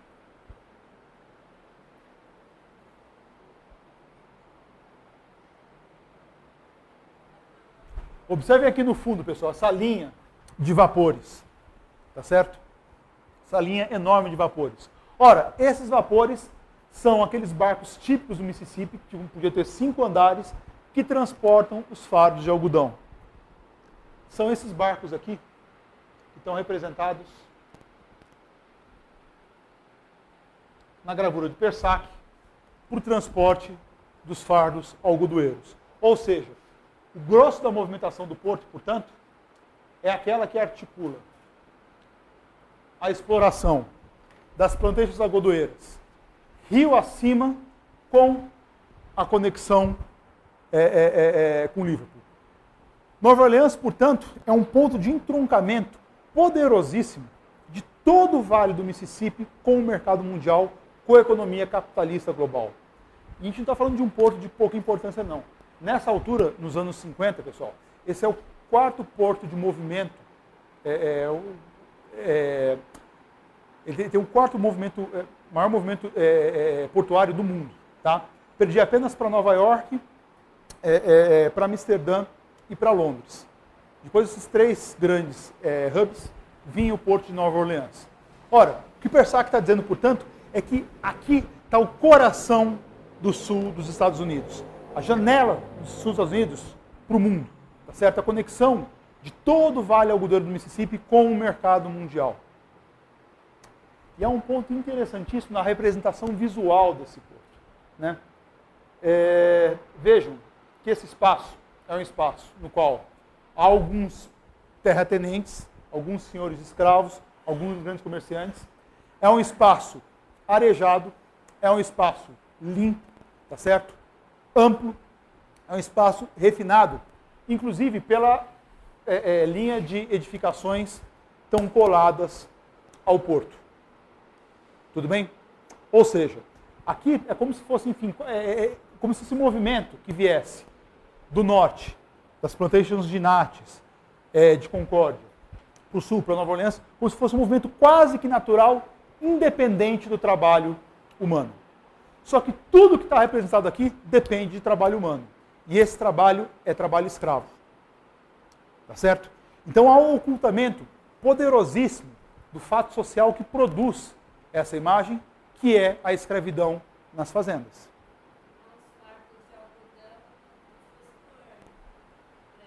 Natural.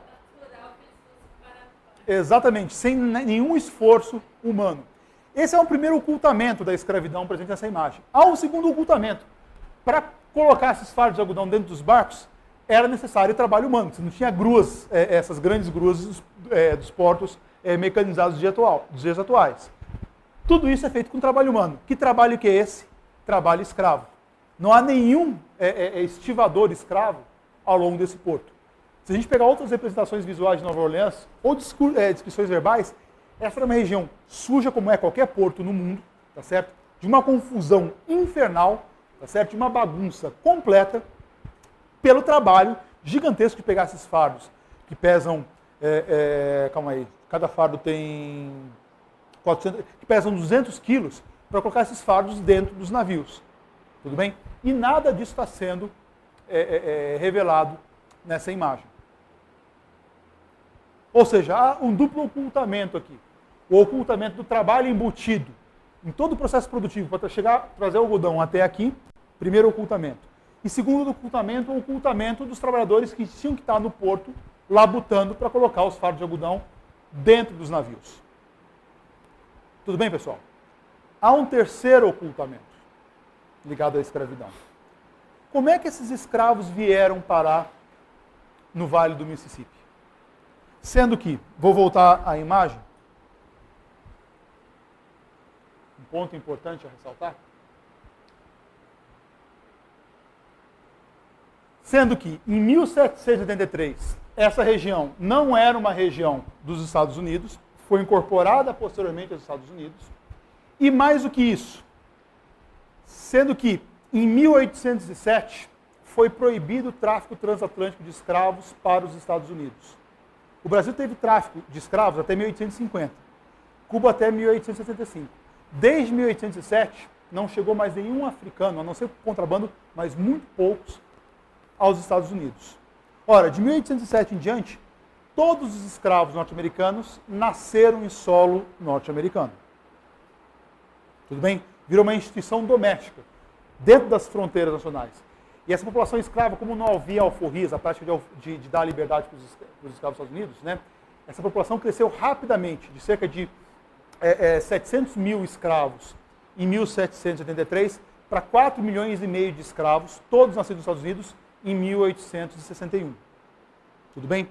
Agora, os escravos norte-americanos, quando ocorreu a independência, nesse ano aqui, tá certo? Quando começou a crise, eles são localizados em duas zonas. A zona da Carolina do Sul, a zona de Chesapeake. É aqui que está a população escrava norte-americana. Tá? Para ter esse volume de produção algodoeira, onde havia produção algodoeira, havia escravidão. Então esse mapa mostra claramente onde estava a população escrava norte-americana ao longo do século XIX. Originalmente ela estava nessa região de Chesapeake, Virgínia e Maryland, na região costeira da Carolina do Sul e da Geórgia. Em 1860, ela está no Vale do Mississippi. A pergunta que eu faço para vocês é, como é que esses escravos saíram da Virgínia? Como é que esses escravos saíram de Maryland? Como é que eles saíram da Carolina do Sul? E como é que eles foram parar no Mississippi? Como? Não. Via tráfico interno, tá certo? Um tráfico de escravos que era quase igual ao tráfico transatlântico de africanos. A população escrava que crescia na Virgínia, na costa leste, tá certo? Acontecia o seguinte, um casal, né, de escravos, em geral casavam jovens, entre 16 e 20 anos, poderiam ter uma fertilidade, gerando ao longo de uma vida, por volta de 6 filhos. Ou seja, a fertilidade dos escravos norte-americanos, como de toda a população norte-americana, era bastante elevada. Tá? Esse é um padrão demográfico típico dos Estados Unidos ao longo do século XIX, um crescimento demográfico muito acelerado. Né? Agora, esses 6 escravos que estão nascendo de uma família escrava no norte, né? Os proprietários da Virgínia, ou seja, dessas terras mais ao leste, não têm como cultivar algodão por razões ambientais. Qual que é o principal capital que esses senhores escravos tinham nas mãos, pessoal? Os próprios escravos. Tá certo? Ou seja, em 1800 começou um tráfico interno de escravos que consistia em quebrar famílias, ou seja, pegar crianças de 14 anos, adolescentes até de 18 anos, separá-los de seus pais e suas mães e vendê-los no tráfico interno ou via terrestre, então esses escravos iam a pé da Virgínia até o Mississippi, ou via costeira, saindo de Richmond, saindo da própria cidade de Washington, tá certo? E de Washington e Richmond, indo direto para Nova Orleans. Tudo bem? Esse tráfico, ele era um tráfico altamente seletivo, ele só selecionava jovens adultos, tá certo? Jovens e adultos, né? Com plena capacidade de trabalho, com plena capacidade reprodutiva. E compravam-se em números iguais, homens e mulheres, para colocar esses homens e mulheres dentro das fazendas, né, e para ter a possibilidade de obter capital com esses cativos. A gente está falando de capital grosso aqui, pessoal. Um escravo chegou a valer, no período, dependendo do preço do algodão, ele chegou a valer de 1.000 a 2.000 dólares. Em dinheiro atual, fazendo uma conversão rápida, isso daria mais ou menos 60 mil dólares, preço de cada escravo. Tá certo? Ora, você entrar no negócio econômico tendo que empatar 60 mil dólares em dinheiros atualizados, mas naquele período era uma grana muito maior, significava que os escravos eram muito caros. Mas esses escravos se pagavam pelo preço do algodão. Então, você está lidando com um negócio altamente especulativo e altamente rentável também. Mas o mais incrível é o seguinte, todo esse sistema de tráfico interno nos Estados Unidos dependeu de financiamento, de capital para ele continuar girando. E esse capital vinha do sistema financeiro da Pensilvânia, de Boston, de Nova York, ou seja, dos centros financeiros do norte. Eram grandes banqueiros dessas cidades comerciais do norte que emprestavam dinheiro para os traficantes de escravos e para os senhores escravos terem dinheiro para poder comprar a crédito os cativos. O contraponto disso qual que era? Dinheiro, financio a compra de escravos, mas tenho, por outro lado, algodão. E tem uma mercadoria que é securizada, ou seja, funciona como colateral. Porque quando você contrai um empréstimo com o banco para comprar escravos, se eu não conseguir te pagar o dinheiro, o que acontece com o escravo? Volta para o banco. Essa é uma peculiaridade também do sistema norte-americano. Desde 1800, toda a expansão para o sul dependeu do capital financeiro pesado da costa leste. Agora, esses bancos de Nova York, de Boston, tá certo? Da Filadélfia, a segurança financeira deles não estava nesses portos. Estava onde? Estava em Londres, na City Londrina. Estava nos Baring Brothers, que é a origem enfim, de casas bancárias dos tempos atuais. A própria Lehman Brothers faleceu mesmo, em 2008, né? Quebrou em 2008, pessoal. Começou dentro do tráfico de escravos, fazendo essa intermediação financeira entre os bancos londrinos, os bancos norte-americanos e a fronteira algodoeira. Ou seja, era um sistema econômico profundamente azeitado, pegando tudo que era possível de escravo de negro do norte e jogando para o sul. Tá?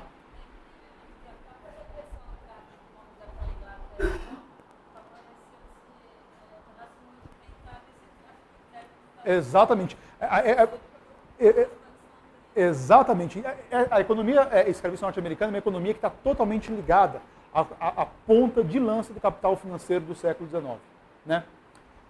E secundariamente, vou fugir um pouco de Nova Orleans, mas trazendo isso para o Brasil, porque é uma outra face do projeto que a gente desenvolve. Né? A própria economia brasileira do século XIX também esteve ligada à economia norte-americana. Por uma razão muito simples. Né? O principal mercado do café brasileiro ao longo do século XIX foi os Estados Unidos. Tá certo? Os Estados Unidos virou livre importador de café a partir de 1832, não cobrava taxa nenhuma para o café brasileiro, e o consumo per capita norte-americano subiu de café ao longo do século XIX. Subiu de 1 libra por ano para 6 libras por ano entre 1830 e 1860. Nesse período que teve o boom algodoeiro norte-americano, os norte-americanos viraram os grandes consumidores de café do mundo. Inclusive, com uma associação automática entre consumo de café e identidade nacional norte-americana. Isso vem da própria independência dos Estados Unidos, quando houve a Tea Party, que deu, enfim, a origem à festa do chá em Boston e tudo mais. Chá era associado como um produto do imperialismo britânico e, para negar os produtos norte-americanos, se envolveram com o consumo de café. E o café entrou diretamente na identidade norte-americana. Se vocês forem para os Estados Unidos, é impressionante a quantidade de café que aqueles caras tomam. São uns baldes assim. E esse costume, café vagabundo, o café deles é terrível, né? Esse costume vem do século XIX e foi produzido pelo café brasileiro, que era um café de 5ª categoria. Mas era um café massificado e que encontrou o mercado perfeito nos Estados Unidos. Durante todo o século XIX, o comércio norte-americano com o Brasil foi um comércio deficitário. Ou seja, o Brasil vendeu muito mais para os Estados Unidos do que comprou dos Estados Unidos. As manufaturas compradas no Brasil vinham da Inglaterra, tá certo? O Brasil tinha um comércio deficitário com a Inglaterra, mas tinha um comércio superavitário com os Estados Unidos. Ora, a capacidade dos Estados Unidos de comprarem o café brasileiro de manter esse déficit, derivou diretamente do superávit obtido com o algodão. Na balança comercial geral dos Estados Unidos, ela sempre foi uma balança comercial favorável, porque os Estados Unidos era grande exportador de algodão e importava muito pouca manufatura. Tá certo? Ora, esse superávit permitiu os Estados Unidos, por exemplo, comprar o café brasileiro. Nesse sentido, a gente pode dizer que o café brasileiro se subordinou a esse ritmo. Tanto que esse porto aqui de Nova Orleans foi, em alguns momentos, no período anterior à Guerra Civil, o maior porto importador de café brasileiro. Ganhava de Amsterdã, ganhava de Hamburgo, tá certo? Ganhava de Trieste, na Itália, ganhava de Londres e ganhava até de Nova York. Por quê? Entrando em Nova Orleans, o café brasileiro subia pelo rio Mississippi, chegando até Illinois, até as grandes pradarias onde estava o desenvolvimento agrário livre do norte dos Estados Unidos. Tudo bem, turma? Ora, eu fiz todo esse percurso para falar, então, da terceira ocultação nessa imagem. Falei da ocultação do trabalho escravo ao norte, falei da ocultação do trabalho escravo no serviço portuário, e a terceira ocultação está no fato de que Nova Orleans foi o principal porto negreiro do tráfico interno norte-americano. Em alguns momentos do século XIX, chegaram a ter 20 barracões em operação ao mesmo tempo, logo atrás dessa imagem. O que eram esses barracões? Os escravos que vinham acorrentados nos navios costeiros, ou que vinham por terra, tá certo? Eram mantidos nessas cadeias e eram colocados uma vez por dia para leilão público, para serem avaliados e comprados. Ou seja, isso aqui era um imenso porto negreiro. Essa imagem não revela isso. Essa imagem traz uma higienização profunda, né? E aqui está, nessa higienização, a gente pode dizer que está a ideia central do nosso livro, né? A gente está tentando trabalhar com essas 3 regiões, tentando observar, descrever ou identificar o que a gente chama de um olhar escravista do século XIX. Ou seja, uma forma de ver o mundo, uma forma de representar o mundo, uma forma de ordenar visualmente o mundo pela construção do ambiente, pelos ambientes construídos, pela paisagem, pelo elemento simbólico e material do mundo concreto. Tá? Então a gente sempre está trabalhando com essas imagens como imagens que são instituídas pelas relações sociais, ou seja, são imagens que são produzidas pelo conjunto das relações históricas entre sujeitos sociais concretos, mas como imagens que também produzem relações sociais.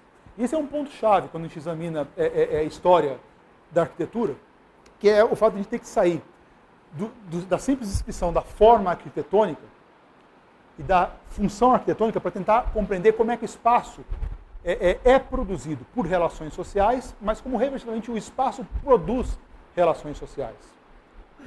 Isso é uma coisa mais ou menos como, assim, que vocês conseguem entender esse tipo de linguagem.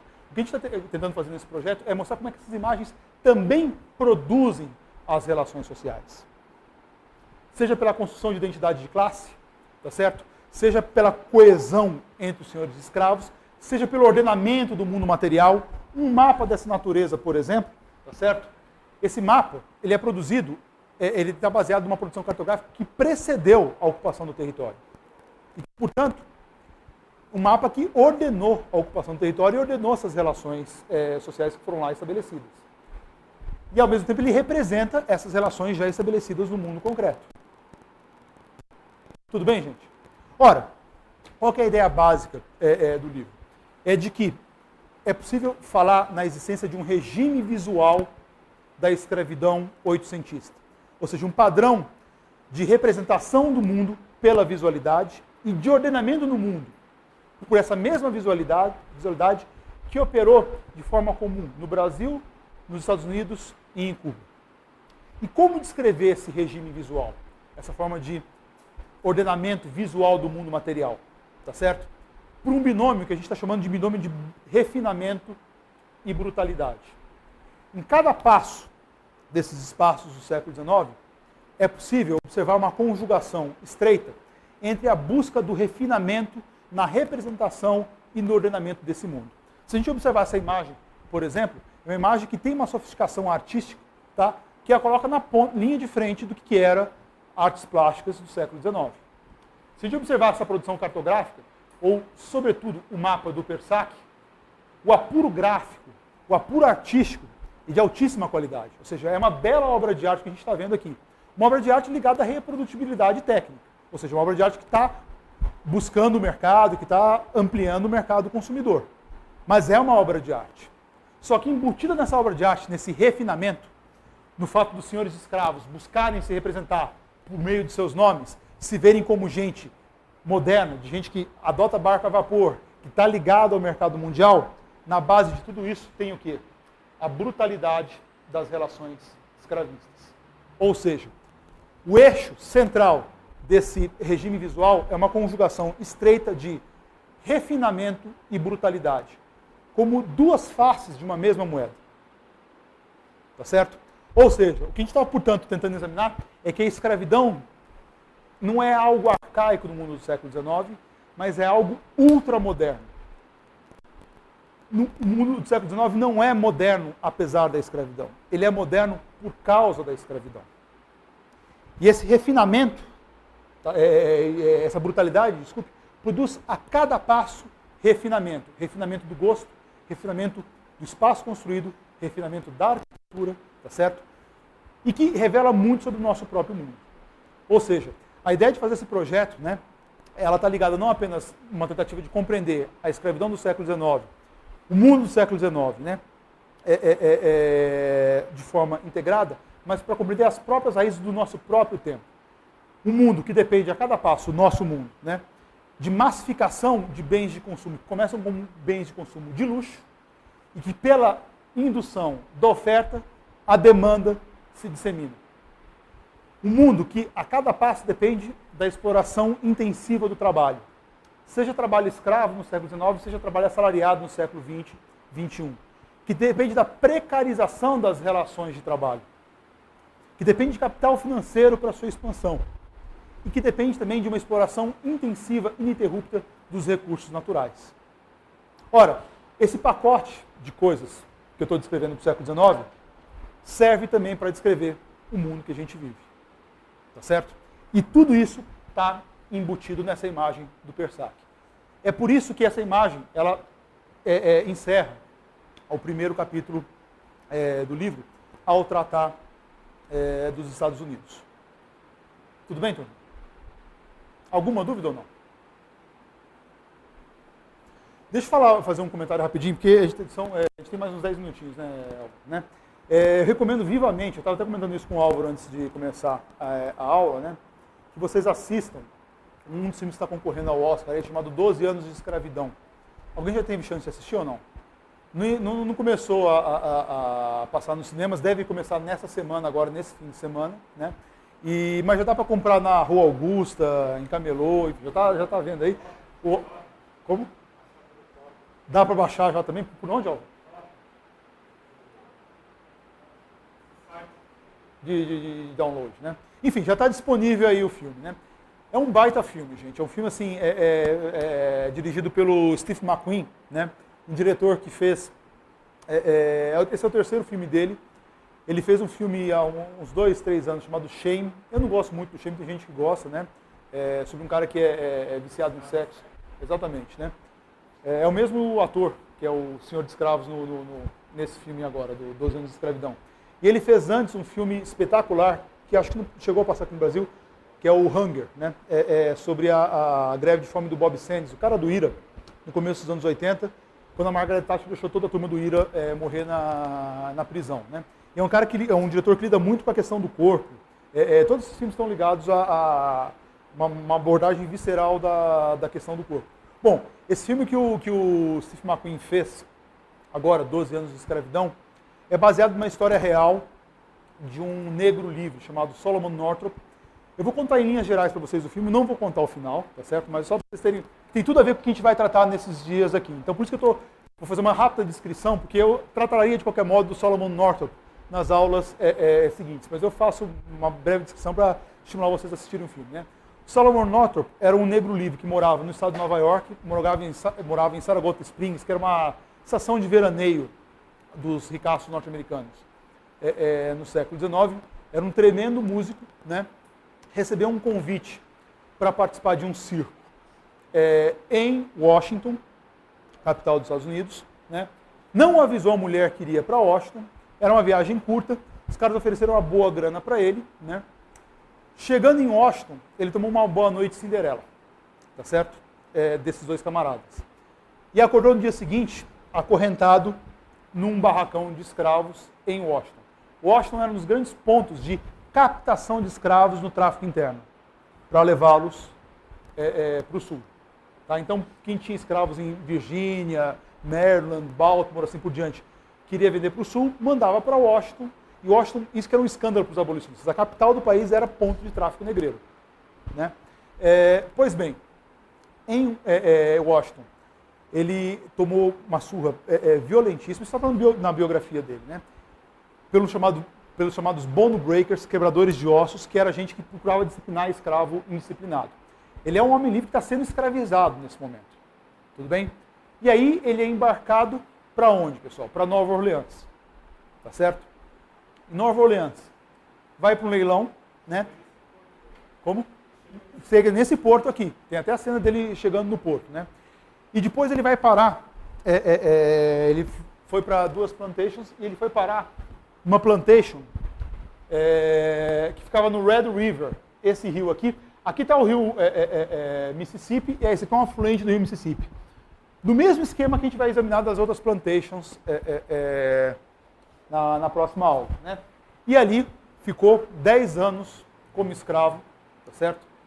Até ser resgatado. O ponto-chave dessa história é assim, como é que a gente sabe dessa história do Solomon Northup?